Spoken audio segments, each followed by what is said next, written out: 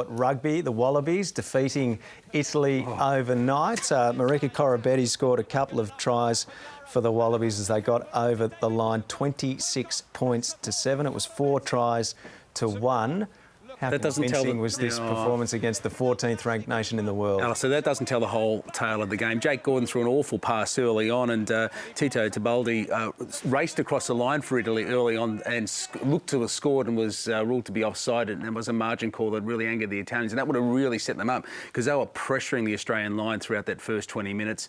Still riddled with errors, but, you know, let's take a positive out of it. It's the first time in 11 years that the Wallabies in 2 consecutive tests have conceded less than 10 points, so I'm taking that as a win. Pin yourself on that. Yeah, you've got to, because they've got 305 days, I think, till the World Cup starts, and the form isn't great. And they're off to Twickenham next week to take on England, and they look a mile off the team that competed in the last World Cup rugby final. So, yeah, it was a win. They haven't lost to Italy in 18 starts, so it should have been a win. But given how it went early on against the Pumas when they played Argentina and they got jumped early in that game, when they struggled early last night, you thought, hang on, this could be another one of those days where it goes horribly wrong. But Scrum's still not working.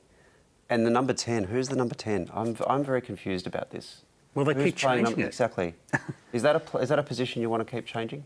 No, you need... Well, it controls the game. Right. So if you don't know who that is, I guess then you're putting Foley at 12. Is Foley at 12? Well, he's being played out of position in a way to try to accommodate. Cheika's obviously looking for the combination that he wants to take to the World Cup. So is it a bit like the Socceroos, where we're looking for the combination in the final third, and we're trying to figure... He's the number 10, he's the number 9. Yeah, and the problem is we don't actually quite have the player. One team with no woes at the moment, Ireland. They've knocked off New Zealand overnight for the first time ever at home. This occurred in Dublin, so naturally the pubs were pretty full and plenty of singing and celebrations going on there for the Irish. But that match against England at Twickenham next Saturday, I think that's going to be a really good test for the Australian side to see where they are. Perhaps Italy did not necessarily provide that last night. Clean, the NBL, a bit of foul language has been a talking point in recent times, and suggestions if it gets too extreme that the NBL will have to resort to fining coaches when they take the TV cameras into the huddle. So this is a lovely aspect of the coverage, and it takes the fan closer to the action. What they need to do, Alistair, is just put the swear jar down in the middle in between, at the timeout, and as soon as the F-bomb goes off, in the dollars go. That would work for me. It's an interesting contrast, isn't it? I mean, is the NBL, does it see itself as an entertainment product or as a legitimate sport? And do the coaches have the right to get in there and rev up and motivate players in any fashion? No, this should be like parliamentary privilege. They can say whatever they want.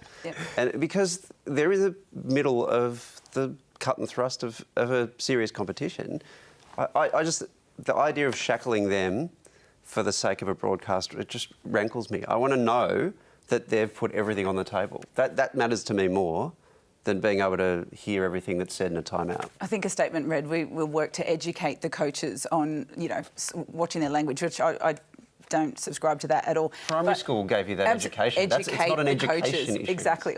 Don't swear. Yeah. But, you know, we're just obsessed with access in sport, in live coverage, which is not a bad thing, and everyone's competing to, you know, really show that. But in the NBA, they turn things around.